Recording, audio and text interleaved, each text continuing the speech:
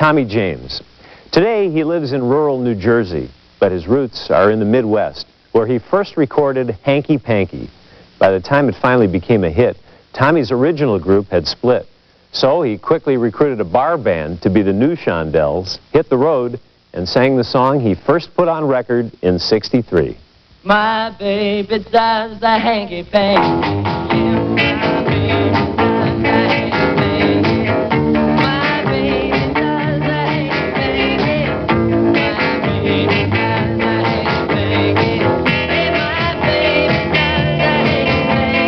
In my little hometown of Niles, Michigan, there was a nightclub called Shula's that I used to sneak into on Sunday afternoons. And I went in there one Sunday afternoon and heard this song called Hanky Panky, and I saw people go crazy for it. And I didn't know what it was or where it come from. I'd never heard it before.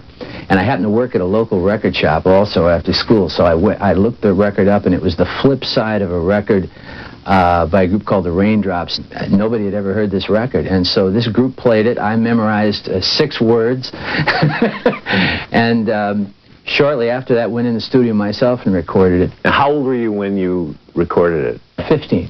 Tell the story of what happened, though, with that record. The record just died, and so I graduated from high school in '65 and took my band on the road, and we'd more or less forgotten about it. And I was home one weekend unexpectedly in early '66 and got a call from Pittsburgh that a local disc jockey in Pittsburgh had played the record. The switchboard lit up. Somebody had bootlegged 80,000 records, sold them in 10 days, and we were currently #1. My baby does the hanky-panky. How did your life change at that point? Because Hanky Panky not only took off in the Midwest and in the country, but worldwide. Well, 12 weeks later, the record was #1 in the free world, and the first 6 months of my career, I was a spectator. And it was like, you know, watching I was filling a balloon up with helium and watching it fly. Children behave, that's what they say when we're together, and watch how you play, they don't understand. I Think We're Alone Now was recorded Christmas Eve, 1966, and it really was a great present. This Niles, Michigan kid in the heart of New York City all of a sudden, that had to be mind-boggling. It was, because I was meeting people, 2, 3, 4 of them, at a shot that I had, read their names on 45s, and I was just so happy to be one of those people, going to New York back then where all the creativity was like going to the North Pole and Disneyland all at the same time for me. It's where I wanted to be. I Think We're Alone Now, to this day, sounds best, I think, on a car radio, AM, at night. In mono. I think we're alone now. The beating of our hearts is the only sound. Is there a cricket in that record? Yeah. Actually, we had heavy breathing at one time. It's a true story. We had heavy breathing in the record, and they thought it sounded dirty, so we changed it to a cricket. Too risque for the time. Meanwhile, the #1 record at that moment, I think, was Let's Spend the Night Together by the Rolling Stones. So you see, the hypocrisy ran deep. Yes, it did. Mirage, that was the follow-up hit?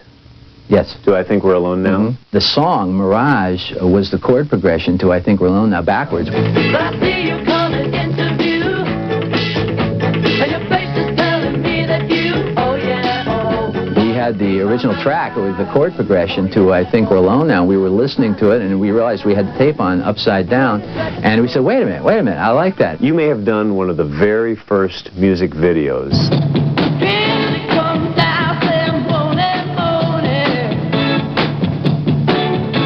It's a little psychedelic or something, isn't it? It's bad, I think is what it is. It's kind of ahead of its time for sure.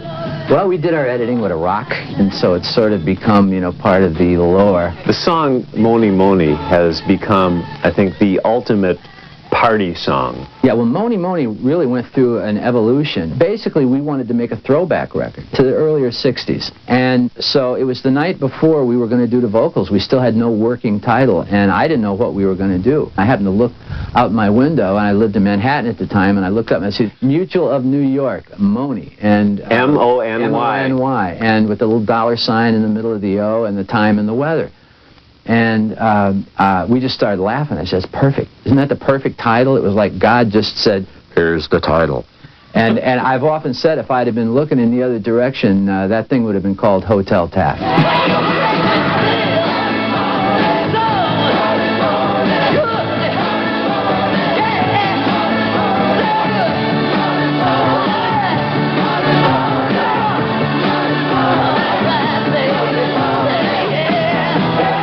How did you feel when Tiffany did, I think, We're Alone Now, and Billy Idol did Moni Moni? I was very flattered by it. Actually, you know, we've had over 300 cover versions of our songs done over the years, but I thought both Billy and Tiffany did a great job with it. They kept them young, and so when they both went #1 back to back, that was, and neither artist knew the other one was coming out with the record, so it was really, the first time that had ever happened.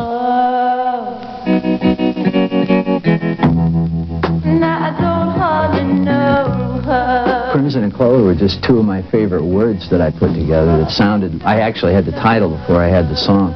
They just sounded like they ought to mean something. Crimson and Clover. As a songwriter, you never know where the next one's going to come from. It can come from a billboard or, you know, just something that's bounced around in your head, and that's how Crimson and Clover actually came to me.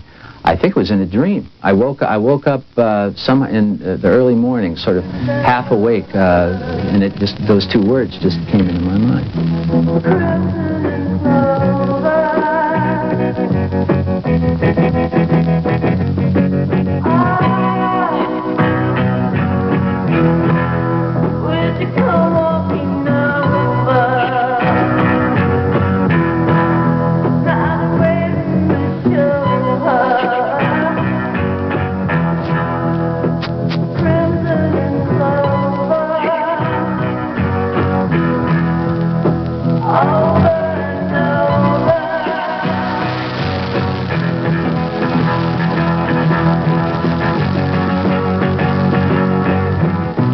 I like the term that either you used to describe it or somebody else used it about your music of that period. Complex simplicity. We were continually shooting from the hip and really just feeling our way along.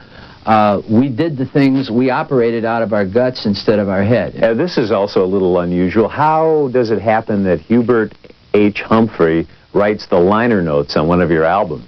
We had done the 1968 campaign with Hubert Humphrey. You know, it was the first time that rock and roll and politics had really lined up.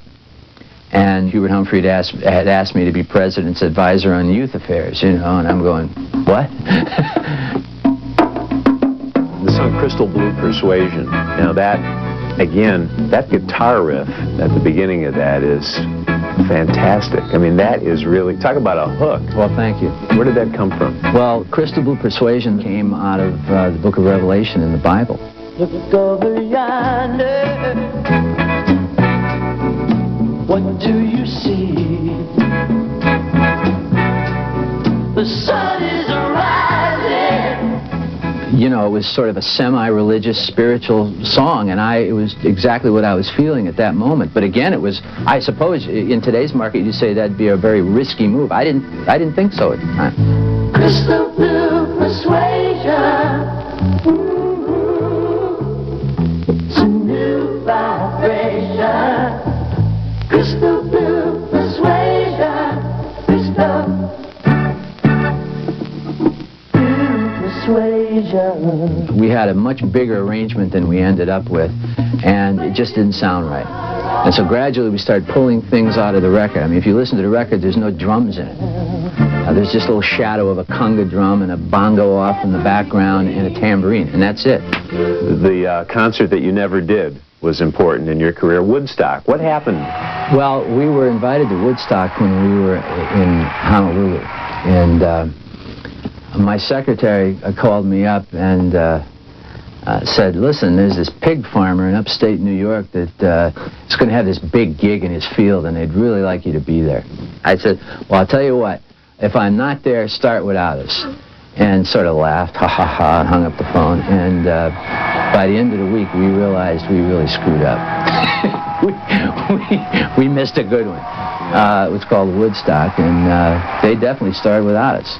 Tell me about the band breaking up. This also happened right around 1970, right? Mm-hmm. You know, we lived and breathed music together, you know, for a while. And so, basically, we just wanted to take 6 months off. And so we did. But, you know, about 3 months into that, I started getting a little restless, and I started producing some outside projects. And, you know, I produced Alive and Kicking with Tighter Tighter. And that was sort of out of nowhere, and that was kind of surprising. The record took off.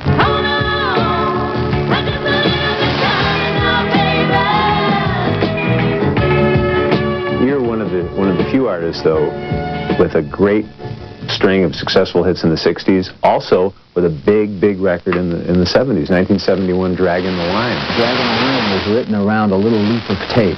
And this is one of those rare times when we had the track before we had the song, any of the songs. And so I just made this tape loop of do-do-do-boom-do-boom-do-boom. And it was really hypnotic. Draggin' the line, draggin' the line. There was a time there for a couple of years at the end of the 60s when you sold more 45s than the Beatles.